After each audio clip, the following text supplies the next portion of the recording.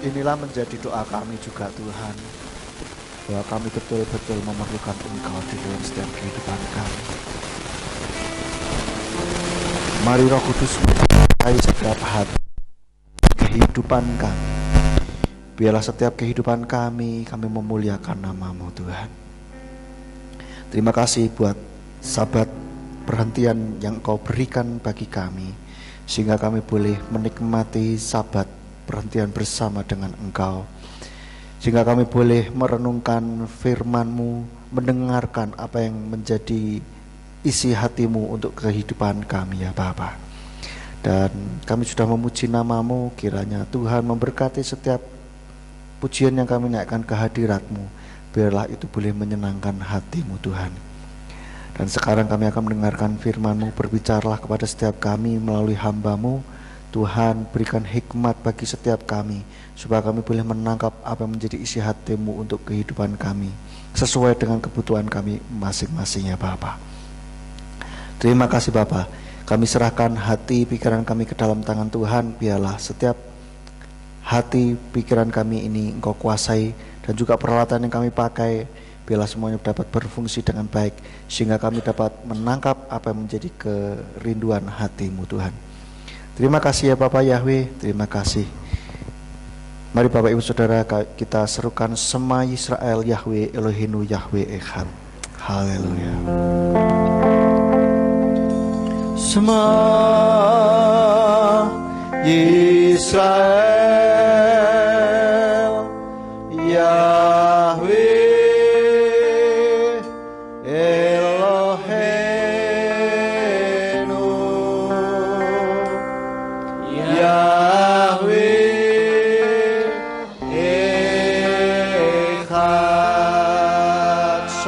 Indonesia, semua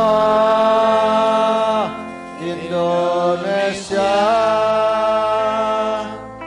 Yahweh Eloheinu, Yahweh Echad. Semua Ambarawa, semua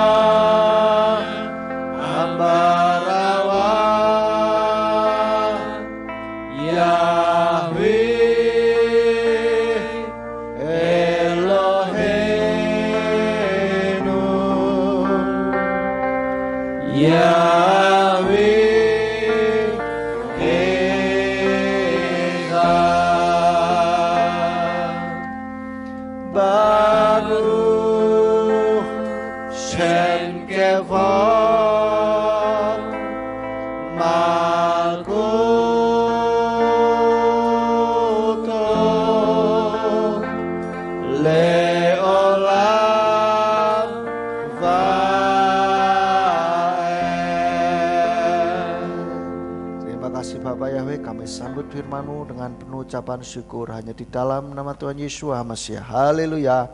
Amin. Silakan duduk Bapak Ibu. Shalom. Sekali lagi, Shalom. Apa kabar? Haleluya, luar biasa. Yes. Wow. Oke Bapak Ibu Saudara, pada sore hari ini, petang hari ini, ibadah Harap Sabat kita kali ini saya beri judul Kolam Ajaib. Ya, ini bukan sebuah dongeng, tetapi kisah yang betul-betul terjadi. Ada sebuah kolam ajaib di mana setiap kali orang yang nyemplung atau nyebur ke kolam itu, maka sakit penyakit apapun bisa sembuh. Kita lihat ayatnya terlebih dahulu di dalam Yohanes 5 ayat 1 sampai 18. Kita akan belajar dari kisah ini Bapak Ibu Saudara. Yohanes 5 ayat 1 sampai 18 saya bacakan. Setelah hal-hal itu ada suatu perayaan orang-orang Yahudi dan Yesua naik ke Yerusalem. Dan di Yerusalem dekat gerbang domba ada sebuah kolam yang dalam bahasa Ibrani disebut Bethesda, yang memiliki 5 serambi. Di serambi-serambi ini terbaringlah sejumlah besar orang-orang yang sakit, buta, timpang, lumpuh sambil menantikan guncangan air kolam itu. Sebab dalam sesaat seorang malaikat turun ke kolam itu dan mengguncangkan air itu. Lalu orang yang pertama kali masuk setelah guncangan air itu, ia menjadi sembuh apapun penyakit yang dideritanya. Dan di sana ada seseorang yang menderita 38 tahun dalam penyakitnya. Ketika melihat orang yang terbaring itu dan mengetahui bahwa dia sudah menghabiskan banyak waktu, dia berkata kepadanya, "Maukah engkau menjadi sembuh?" Orang yang sakit itu menjawab kepadanya, "Tuan, aku tidak mempunyai seseorang yang ketika air itu digoncangkan, dia dapat memasukkan aku ke dalam kolam itu. Dan sementara aku mendatanginya, orang lain turun sebelum aku."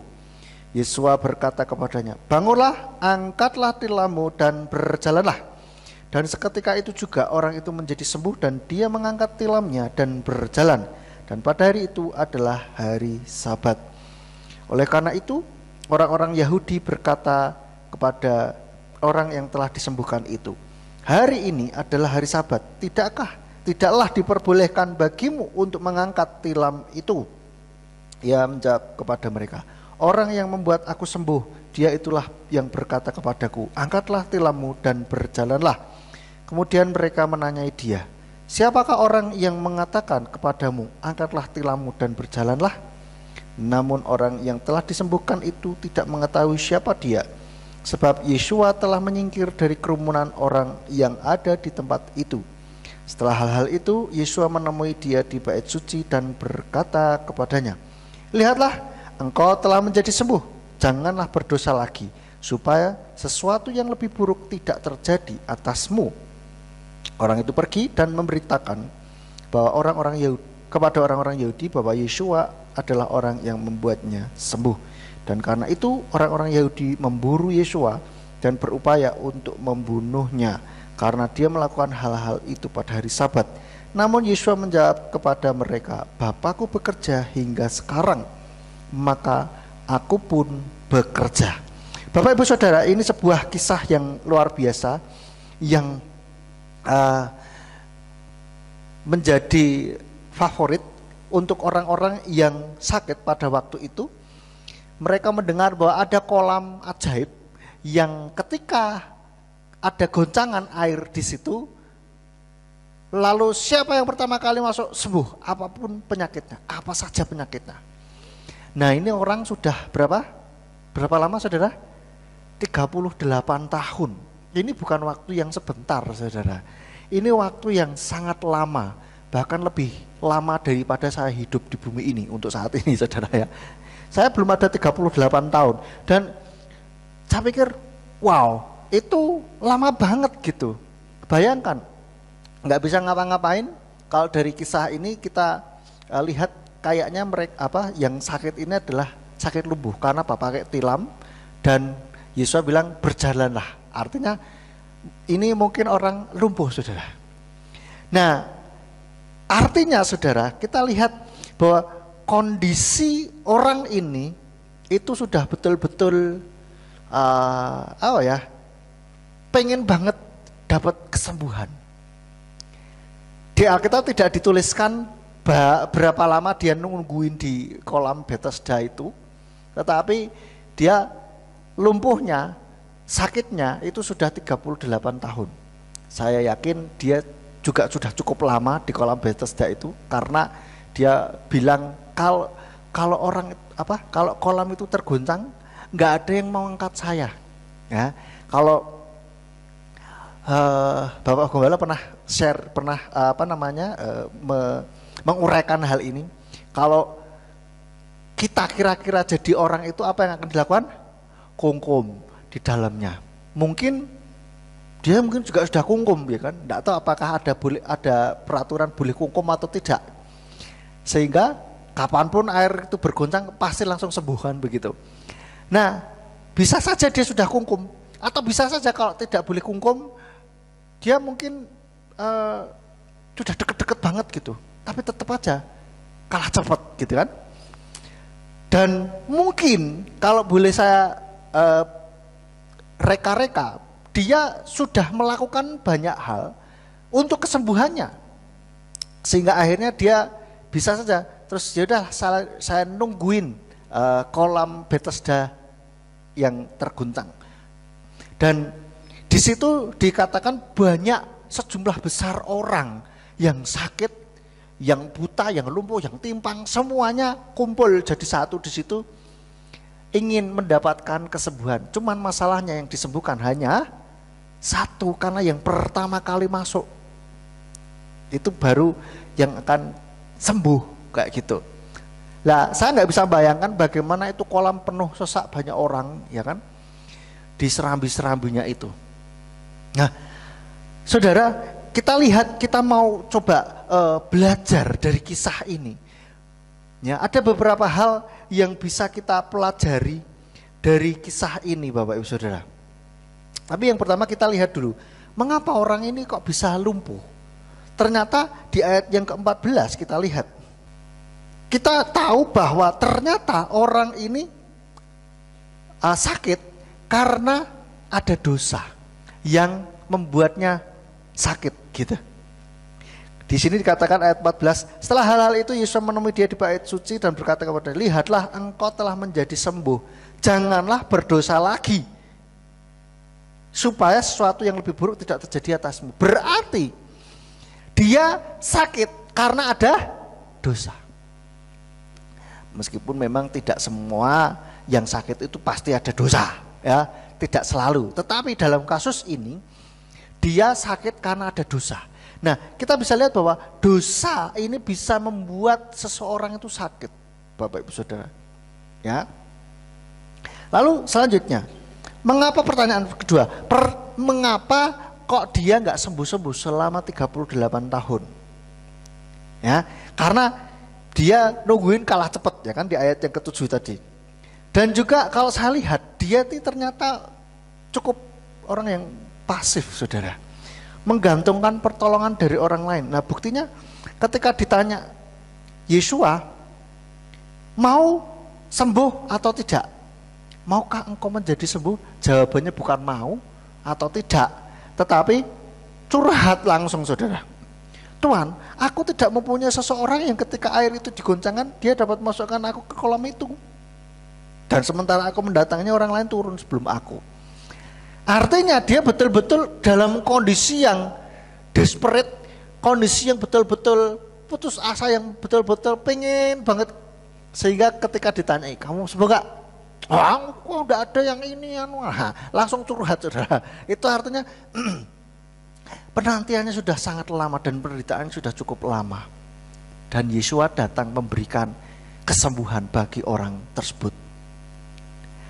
Dan uniknya, Yesua tidak bilang dosamu sudah diampuni lalu sembuh, Saudara.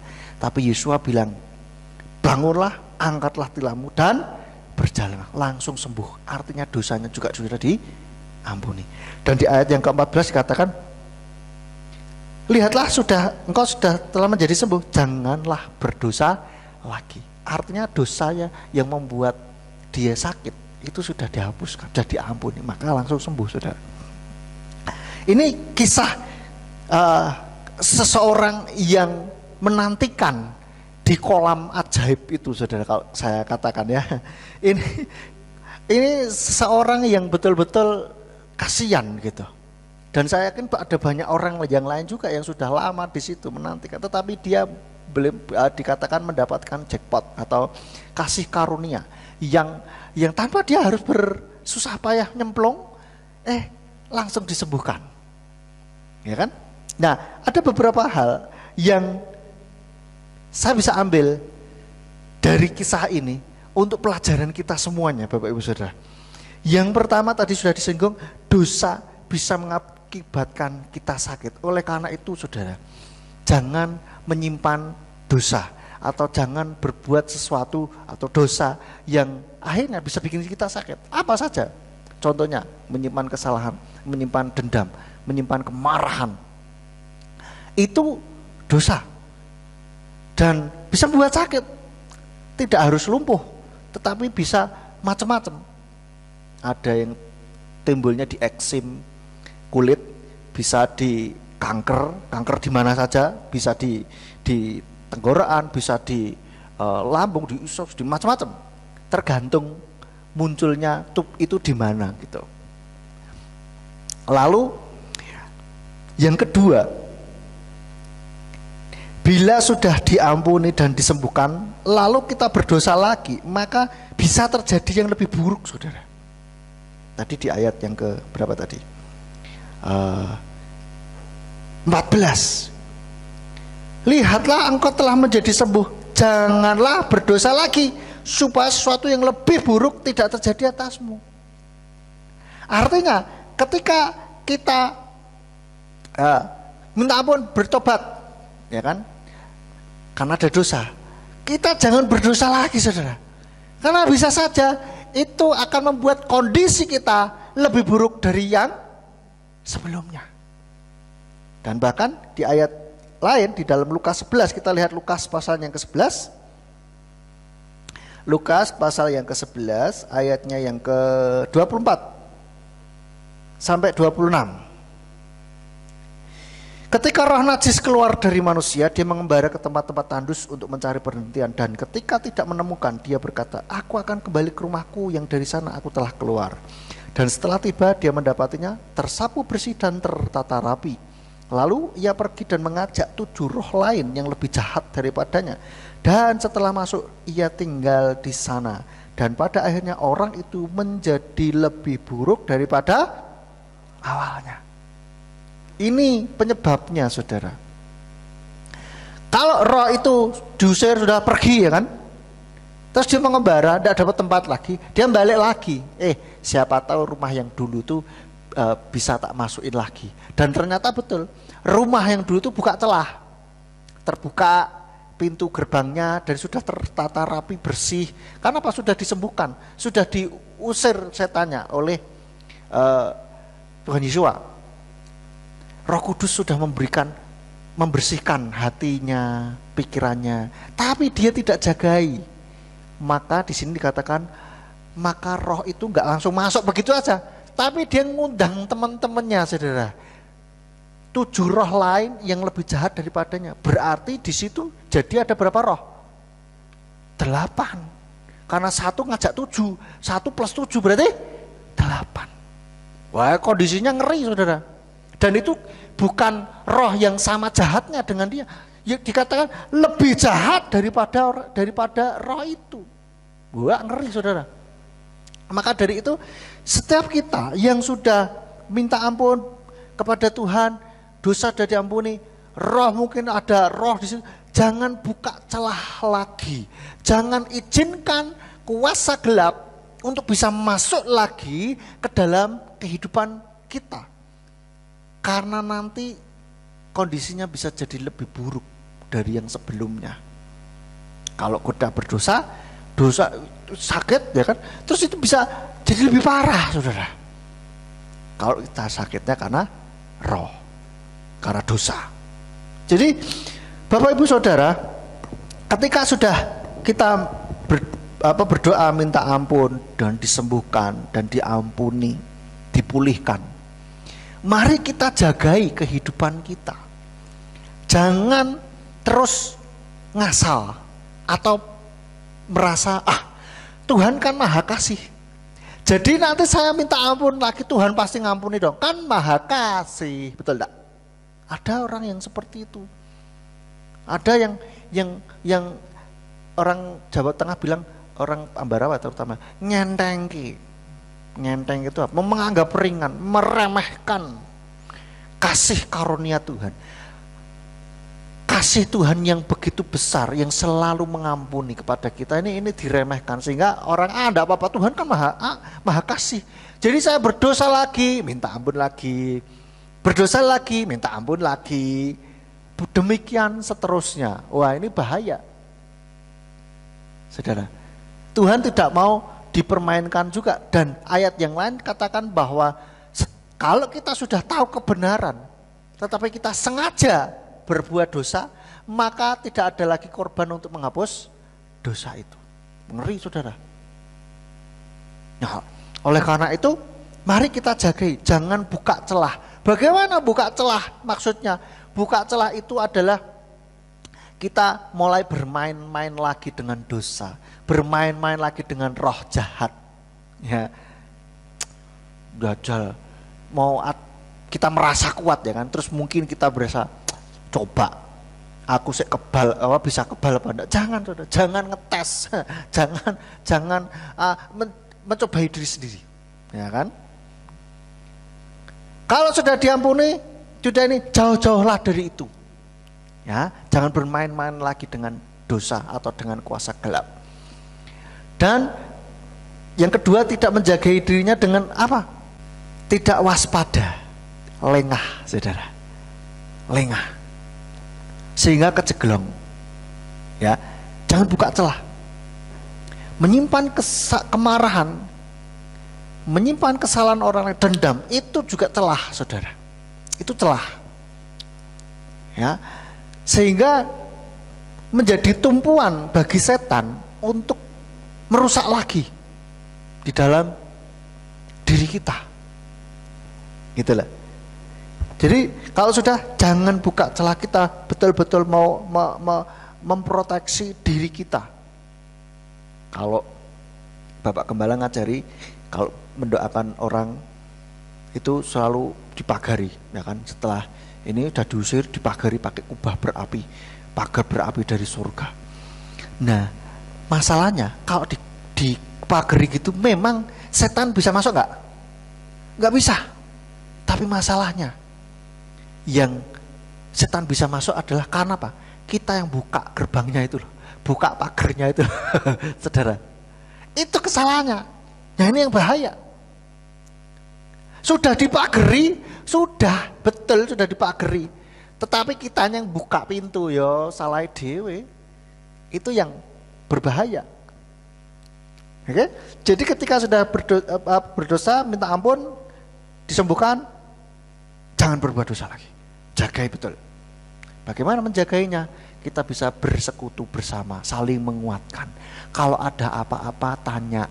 Ada apa-apa, minta tolong, kontak kami, kontak teman seiman yang merasa, saudara mungkin merasa nyaman untuk membantu dalam doa. Tidak hanya dalam doa, mungkin saudara bisa ceritakan masalahnya, mungkin bisa jadi kalau mungkin pas marah gitu kan, curhat. Nah, paling tidak meredakan kemarahan, dan mungkin orang yang dicurhati itu bisa langsung ngedem-demi, mendinginkan, meredakan kemarahan. Ya kan? Kita jangan berjuang seorang diri, saudara. Tapi mari kita saling menguatkan satu sama lain. Maka seringkali saya bilang, jangan meninggalkan persekutuan, komunitas kita. Gitu lah. Baik MK maupun ibadah, jangan ditinggalkan. Ya. Menyendiri, alasannya saya tak berdiam diri. Bahasanya rohani, tapi maksudnya apa? Sakit hati aku gak gelem ning gereja, gak gereja-gerejonan mana. Itu maksudnya, cuman dibungkus dengan kemasan istilah yang rohani. Dan kalau begitu, semakin kita menjauh dari komunitas, semakin rawan kondisinya. Setan mudah menerkam kita. Apalagi orang yang tidak mau bergaul, semakin menyendiri, semakin aneh pikirannya, semakin aneh, sungguhan. Saya perhatikan, dan juga dulu saya pernah ngalami, saya dulu tuh orang itu nggak terlalu suka bergaul, saudara, diem gitu. Jadi waktu saya ingat betul SMP, saya termasuk orang yang kaku, saudara. Guyonan tuh kayak ndak kenaan gitu loh. Mau tanya di mami itu, diguyon aja apa nggak boleh, terus marah, saudara. Lu itu guyon, saya pikir kok iso ya, dan jadi aneh gitu. Saya pikir ya untungnya Tuhan menuntun saya sehingga akhirnya mulai berubah begitu. Dan ketika kuliah psikologi mungkin sambil berubah jalan gitu mungkin ya. Ya mengupgrade diri lah istilahnya gitu ya, maksudnya supaya nggak aneh gitu loh ya kan. Masa nggak bisa bercanda sama sekali gitu kan, lucu, aneh gitu, freak itu bahasa Indonesia, ya aneh gitu, aneh, ya. Jangan menyendiri, semakin menyendiri semakin aneh. Kenapa? Karena pikiran kita muter. Kadang-kala kita mengurung diri di kamar, ya. Ini siapa saja yang mendengar siaran ini, renungan ini, firman Tuhan ini. Kalau ada orang yang selalu menyendiri, ya, saudara mungkin kalau oke lah, pengen menyendiri sebentar saja, jangan lama-lama, oke? Jangan lama-lama. Dan menyendiri itu jangan terus muter-muter pikirannya ini berkutat dengan permasalahan, tetapi ketika menyendiri kontaklah dengan Tuhan, minta Tuhan apa yang harus aku lakukan, begitu loh. Jangan terus mikirin masalahnya muter, maka semakin lama semakin aneh, semakin hyperbola, semakin berlebihan pikiran kita, akhirnya jadi paranoid, saudara. Kita mikir sebetulnya nggak sampai sebegitunya, tetapi karena kita menyendiri di kamar muter mikir masalah itu, akhirnya jadi kayak terlalu berlebihan gitu pemikiran kita. Ini yang bahaya, dan akhirnya aneh, orang lihat aneh. Menurut kita nggak aneh gitu, tapi orang lain lihat aneh gitu pemikirannya, ya. Nah, maka jangan sendirian, berkomunitaslah. Paling tidak kita ada kalau ada apa-apa itu ngomong gitu loh, oke? Supaya kita bisa saling menguatkan. Lalu yang selanjutnya yang bisa kita pelajari dari kisah tentang kolam ajaib, kolam Bethesda ini adalah yang ketiga, jangan pasif menggantungkan pertolongan dari orang lain, saudara. Kalau kita ingin mendapatkan sebuah perubahan di dalam kehidupan kita, jangan nunggu orang nolong. Jangan nunggu. Kita harus do something, lakukan sesuatu gitu loh. Jangan menggantungkan hidup kita pada orang lain. Kadang-kala orang pengen hidupnya berubah, tetapi lah gimana? Nggak ada yang bantuin saya. Saudara,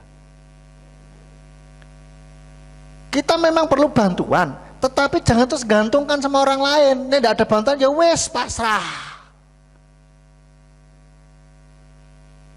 Bukan begitu. Kalau kita mau ada perubahan di dalam kehidupan kita, kita harus lakukan sesuatu untuk bisa mengubah kondisi kita. Jangan terus, ya wes lah, pasrah. Biar kehendakmu saja yang terjadi Tuhan. Loh, kok begitu ininya? Memaknainya, kehendakmu terjadilah. Bukan begitu. Nah, kalau kita tidak melakukan apa-apa, ya tidak akan ada perubahan. Kok enak Bahkan orang lumpuh ini yang disembuhkan oleh Yesus, dia pun harus melakukan sesuatu. Tuhan Yesus katakan, bangkitlah, angkatlah tilammu dan berjalanlah. Dia harus lakukan sesuatu, dia harus bangkit, dia harus angkat tilamnya, dia harus berjalan, saudara. Betul? Bukan terus akhirnya, oke, sembuh. Oh ya sudah. Terus duduk, tidak, Tuhan bilang, bangkit, angkat tilammu, jalanlah. Ada sesuatu yang harus dilakukan.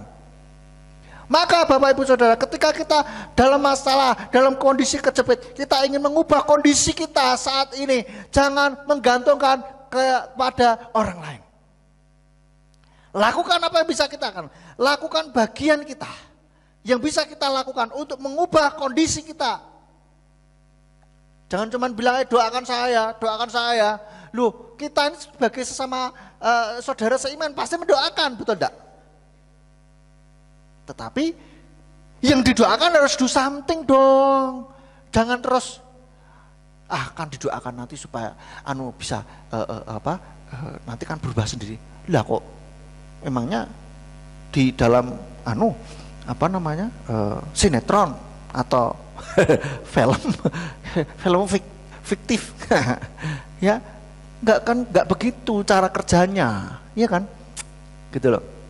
Pengen jodoh misalkan, nih ya, saya pengen dapat jodoh, tapi dia orang ini pengen dapat jodoh tidak mau mengupgrade diri, tidak tanda kutip memantaskan diri, membuat supaya dirinya menarik gitu loh bagi orang lain. Sudah pikirannya aneh, nggak mau mengupgrade diri, terus marahan, jutek misalnya. Terus siapa yang suka sama dia terus kalau begitu caranya, betul enggak? Iya kan? Misal, saya pengen dapat cowok yang kayak opa-opa Korea. Bukan opa-opa kakek-kakek ya, opa Korea. Ya. Yang putih, tinggi, ganteng gitu. Lah, yang cewek ya harus merawat diri dong. Ya kan? Mungkin perlu pakai skincare lah, kan begitu, harus ada sesuatu yang dilakukan, tidak cuma doa.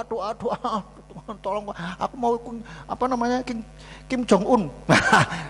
Bukan apa namanya yang bintang film Korea apa sih, siapa sih namanya, Lee Min Ho, atau siapalah itu yang ganteng itu Tuhan, atau siapalah kan artis atau selebgram, wah doa tok, tapi jarang mandi misalkan, jarang sikat gigi, kadang awut-awutan, ke gereja juga nggak pernah misalkan. Ya piye? Apa ingin dapat jodoh yang rohani tapi nggak pernah ke gereja? Ya piye? Dia enggak. Yang cowok pengen dapat cewek yang cantik. Lah, tapi nak sama cewek kasar. Lah piye? Pengen dapat cewek yang rohani, cinta Tuhan. Lah bagaimana bisa dapetin yang rohani? Wong ke gereja saja nggak pernah, begitu loh. Ke gereja saja malas. Misalkan, ya kan? Terus sukanya mabuk-mabukan, tapi bisa nggak dapat cewek cantik? Bisa sih, bisa. Tapi kan dapatnya yang begituan juga, gitu kan? Gitu loh. Nah, kita yang bekerja, pengen naik gaji, naik pangkat, kerjanya leda-lede itu apa? Malas-malasan. Lah piye bosnya suruh naik no gaji, suruh jadi no supervisor, manajer apalagi, lo kerjanya aja males, betul gak? Kita pengen dapat penghasilan lebih, usaha sendiri mungkin. Lah bagaimana kita tidak meningkatkan skill kita? Bagaimana kita tidak melakukan perbaikan dalam servis kita mungkin, produk kita mungkin? Kita tidak do something. Lah bagaimana berkat itu bisa datang lebih banyak gitu loh. Maka harus ada sesuatu yang kita lakukan, ada bagian kita, saudara. Jangan berharap sesuatu berubah kalau kita sendiri tidak mengusahakannya. Jangan hanya menunggu kolam ajaib. Jangan nunggu di kolam ajaib, saudara. Ingin ditolong tapi nggak bergerak. Nggak nyalahke Tuhan. Katanya Tuhan itu baik, tapi kenapa? Pekerjaan saya kok begini-begini aja? Kok saya nggak dapat jodoh? Terus apa lagi? Kok saya nggak naik pangkat? Teman saya yang masuk kantor ini barengan sudah jadi supervisor dan manajer. Saya kok masih jadi yang bagian bawah saja? Lah, introspeksi dong. Apakah kita melakukan sesuatu untuk bisa naik pangkat gitu loh. Ya kan? Kita kerja, usaha baik menjual jasa maupun menjual barang, kita juga perlu perbaiki, ada sesuatu yang harus kita lakukan. Jangan pasif dan jangan menggantungkan pertolongan pada manusia. Firman Tuhan katakan, terkutuklah orang yang mengandalkan manusia, yang mengandalkan kekuatannya sendiri. Tapi diberkatilah orang yang mengandalkan Yahweh. Nah, maka kita andalkan Bapa Yahweh. Tapi ada bagian yang harus kita lakukan gitu loh, saudara. Amin. Ada enggak orang yang saya ceritakan seperti itu? Yo ada, banyak di luar sana, saudara. Saya yakin di GPF Surah Kebenaran Nambah enggak ada sih. Ini pengingat bagi kita semua. Ya, supaya kita kalau mau sekarang saudara ingin ada sesuatu yang mengubah di dalam kehidupan saudara. Apa yang ingin saudara ubah? Lakukan bagian saudara yang bisa saudara lakukan, yang ada dalam kontrol saudara, yang ada di dalam kendali saudara, dan yang universal, yang semua yang bisa kita lakukan yaitu apa? Perbaiki sikap hati kita. Ingat enggak? saya katakan, kalau saudara mau dikasih air, saudara butuh air. Ibarat berkat ini adalah air, ya kan? Saudara minta air, saya punya air banyak misalkan. Saudara datang ke saya, apa yang akan saudara lakukan supaya dapat air banyak? Bawa ember, bawa kedong, bawa drum, bila perlu bawa toren sekali. Ya kan? Supaya dapat air banyak. Lah kalau saudara mau datang, mau dapat berkat, terus bawanya ibaratnya cuma bawa cangkir, yaudah dapatnya segitu. Saudara tidak memperbaiki diri. Saudara hatinya tidak ada perbaikan. Ngeluh tok ae. Ya kan? Sikap hatinya tuh loh diperbaiki dulu. Wadahnya diperbaiki dulu. Lah Tuhan mau memberkati, percayalah Tuhan jauh lebih ingin memberkati kita daripada kita sendiri yang ingin diberkati. Amin. Bingung sudah, saya ulangi.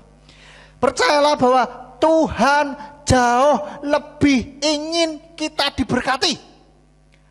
Lebih daripada kita sendiri yang ingin diberkati.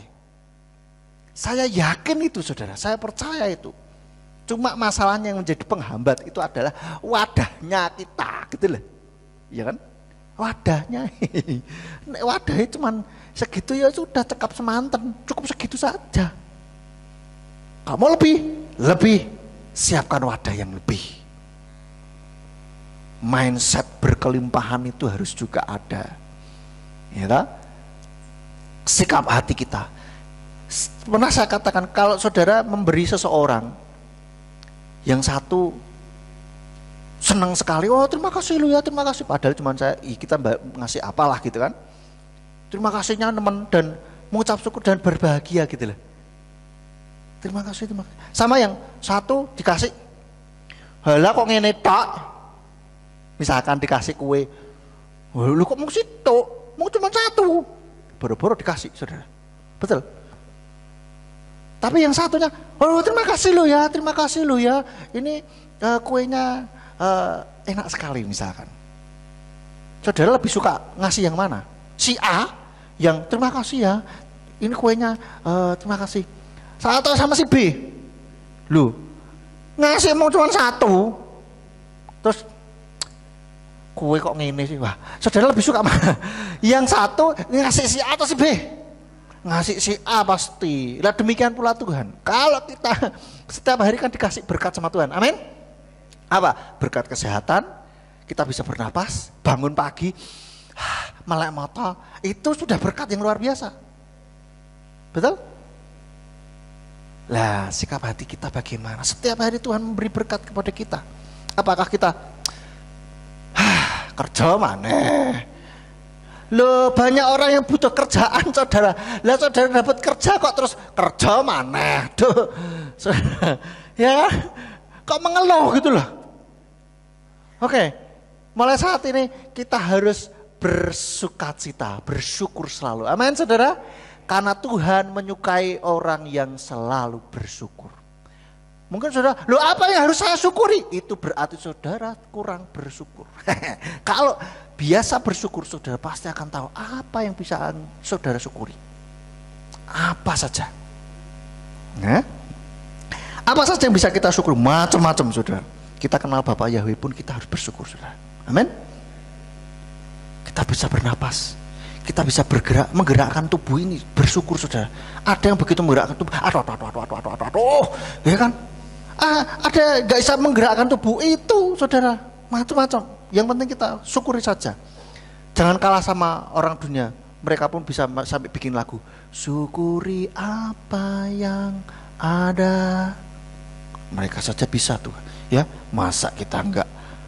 Ya harusnya lebih dong, oke? Yang keempat, jangan berharap kepada manusia.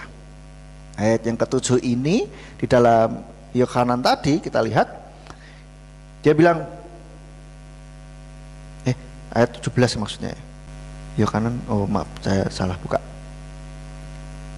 Ayat yang ke-7, ya ayat 7. Orang sakit itu menjawab kepada Tuhan, aku tidak punya seseorang yang ketika air itu diguncangkan dia dapat memasukkan aku ke dalam kolam itu, dan sementara aku mendatangnya orang lain turun sebelum aku. Artinya apa? Dia gantungin sama orang lain. Ya memang itu orang lumpuh terus Ya kalau mau bergerak butuh bantuan orang lain. Tetapi kita lihat bahwa dia ini mengharapkan manusia, saudara. Oke? Itu. Maka jangan berharap kepada manusia. Kita pasti kecewa. Diharap-harap banget-banget. Ternyata tiba jeketek gitu tok. Jeketek itu apa? Bahasa, enggak tahu ya. Oh, bahasa Surabaya itu berarti. Jeketek itu tiba ya mak plentus ngono tok gitu kan. Maksudnya ya tiba cuman begitu aja, ya ampun gitu kan. Kita kayak ekspektasinya tinggi. Wah, dia ini pasti akan bantuin saya. Ini begini begitu. Tiba wah, cuman gitu tok gitu kan. Pasti kecewa. Oleh karena itu jangan berharap pada manusia, berharaplah kepada Bapa Yahweh. Lalu yang selanjutnya yang kelima, kita harus mempunyai sikap hati yang bersyukur. Tadi sudah singgung sedikit. Mengucapkan terima kasih, ucapan syukur kepada Tuhan itu wajib, saudara. Atas pertolongan dan berkat yang sudah kita terima. Oke? Nah ini buktinya orang yang lumpuh itu, ya, dia nggak tahu berterima kasih kalau saya lihat. Menurut saya, kenapa? Karena dia nggak ngerti siapa yang menyembuhkan dia. Kalau dia mengucap syukur berterima kasih, dia pasti akan ngomong, terima kasih ya Pak, siapa namanya, kan begitu. Bukan terus angkatlah tilammu berjalan atau angkat tilam berjalan terus meninggalkan yang sudah menyembuhkan. Buktinya ini ditanyai, nggak ngerti siapa ya tadi yang nyembuhin aku ya. Kan lucu, kurang ajar gak ini? Sudah disembuhkan nggak ngomong terima kasih, ya kan?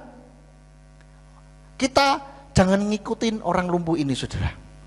Tapi harus bersyukur. Di ayat yang ke-13 di sini dikatakan, namun orang yang telah disembuhkan itu tidak mengetahui siapa dia. Sebab Yesua telah menyingkir dari kerumunan orang yang ada di tempat itu.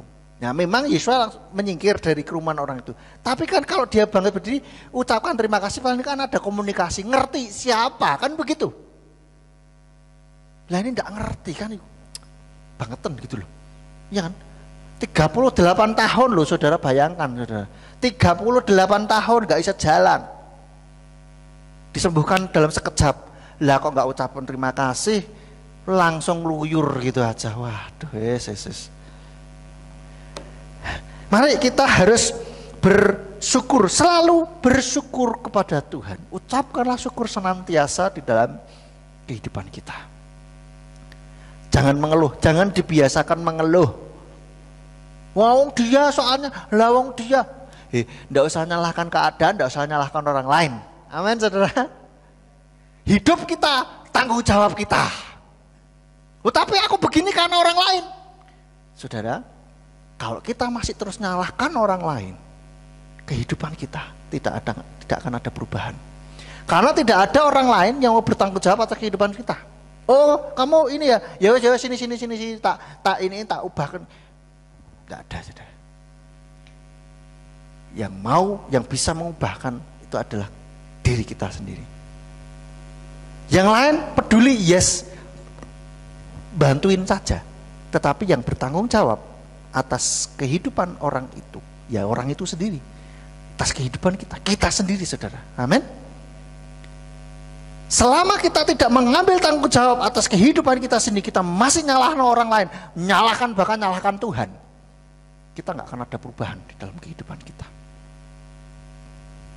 Maka kita harus ambil tanggung jawab. Oke, ini hidupku, kita sudah diberi kehidupan oleh Tuhan, maka aku harus membuat kehidupan ini jadi lebih baik. Nama Tuhan supaya dimuliakan, kan begitu. Apalagi Tuhan memang sudah merancangkan untuk kita mempunyai masa depan yang penuh harapan. Jadi, saudara, kehidupan kita bertanggung jawab untuk kita mengubah. Kalau mau adanya sebuah perubahan di dalam kehidupan kita. Jangan lagi nyalahkan orang lain, jangan lagi nyalahkan Tuhan apalagi. Loh, Tuhan itu menciptakan kita dengan apa adanya kita sekarang ini. Itu dengan masa lalu, dengan yang ini. Itu ada maksud Tuhan di sana. Saya sudah sering kali jelaskan hal ini, bahwa Tuhan punya rancangan yang indah di dalam kehidupan kita. Enggak peduli masa lalu kita buruk, suram atau bagaimanapun, ketahuilah, saudara masih bisa hidup sampai saat ini, bahkan saudara bisa mendengarkan firman Tuhan ini. Ada maksud Tuhan di sana.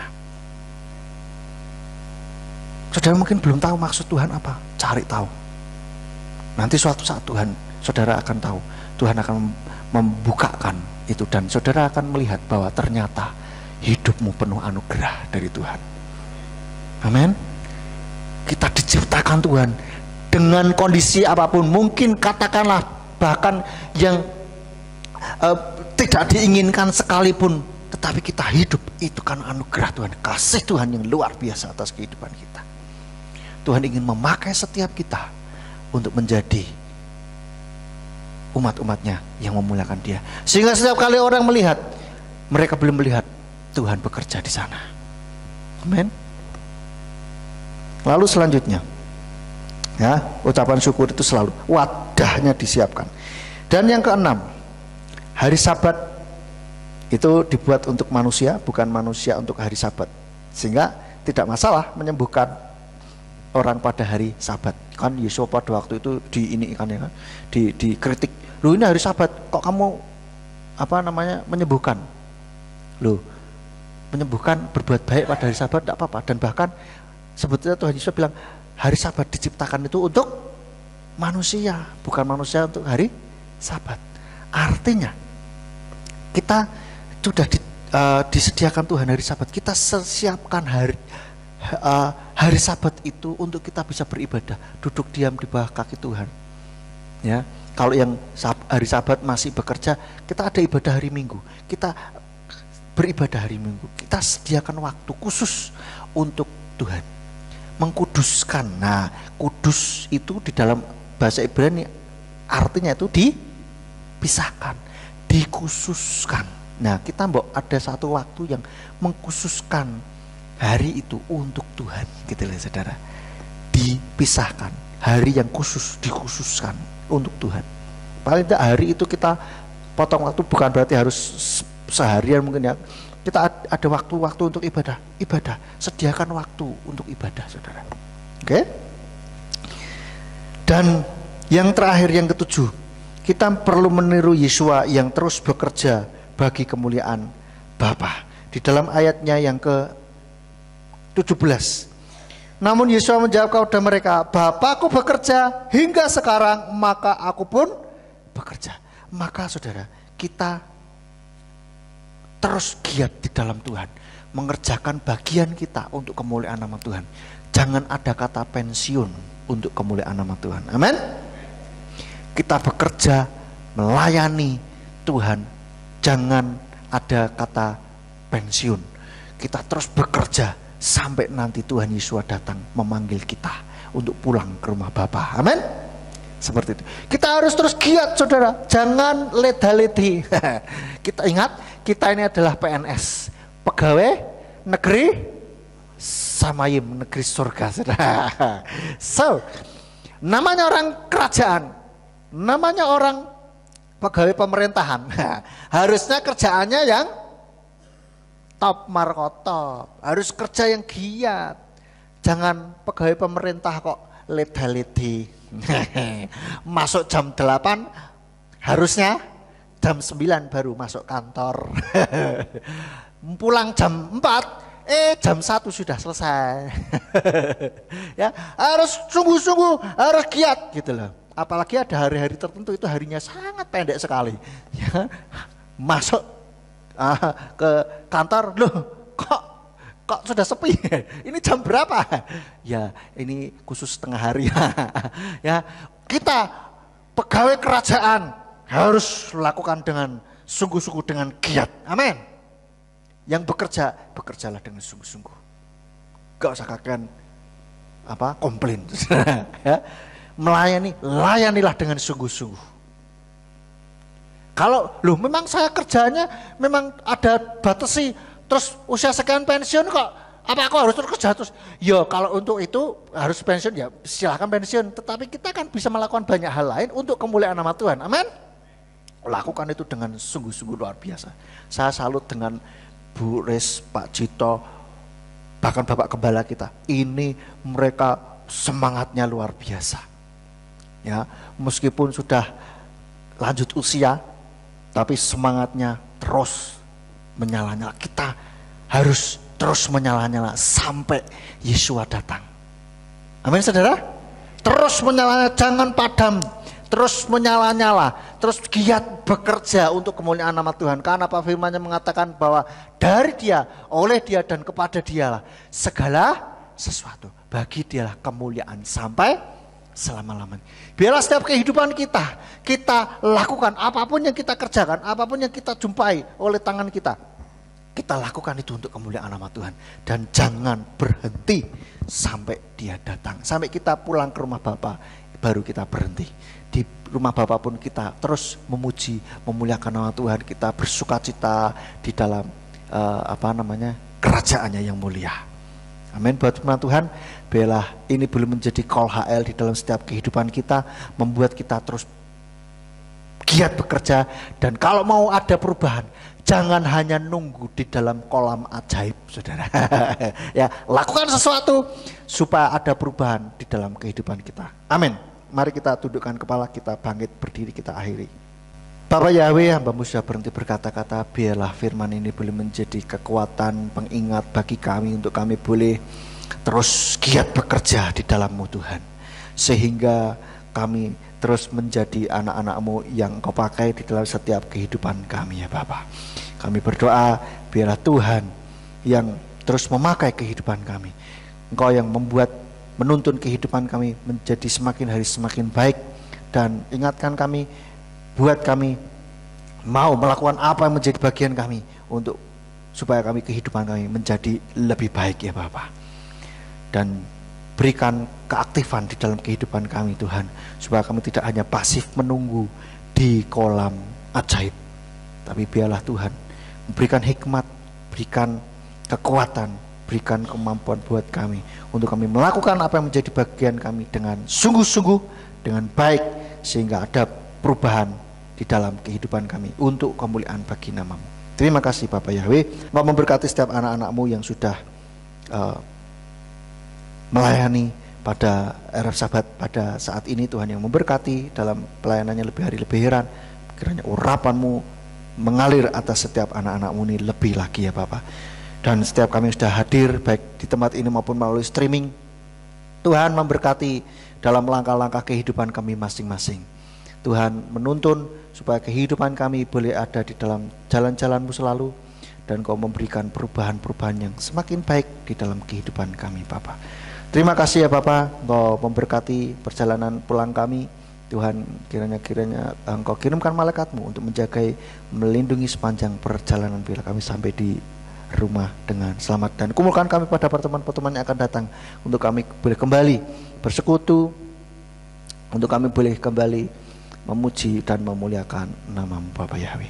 Terima kasih ya Bapak, terima kasih, dan kiranya Engkau berkenan untuk memberkati setiap kami, mencurahkan berkat-Mu atas kami. Mari kita angkat kedua belah tangan kita menerima berkat Bapak Yahweh. Yevarka Yahweh wa Yesmerka, Bapak Yahweh memberkati engkau dan memelihara engkau. Ya air Yahweh pano olehka wikunika, Bapak Yahweh membuat wajahnya bersinar atasmu dan bermurah hati kepadamu. Yisa Yahweh pano olehka wa yashemleka shalom, Bapak Yahweh menghadapkan wajahnya kepadamu dan memberi engkau damai sejahtera. Diberkatilah engkau di kota dan di ladang, diberkatilah buah kandunganmu, hasil bumimu dan hasil ternakmu, yakni anak-anak lembu dan anak-anak kambing dombamu. Diberkatilah bakulmu dan tempat adonanmu, diberkatilah engkau pada waktu masuk dan pada waktu keluar. Sekarang pulanglah dan terimalah berkat, kasih dari Bapa Yahweh, kasih karunia dari Yeshua Masias sang pembeli jiwa, dan Ruah Kodes menyertai engkau sampai Maranatha. Yeshua Masias datang kembali untuk yang kedua kali mengangkat kita semuanya. Haleluya, amin. Sahabat Shalom, selamat pulang. Bapa Yahweh memberkati.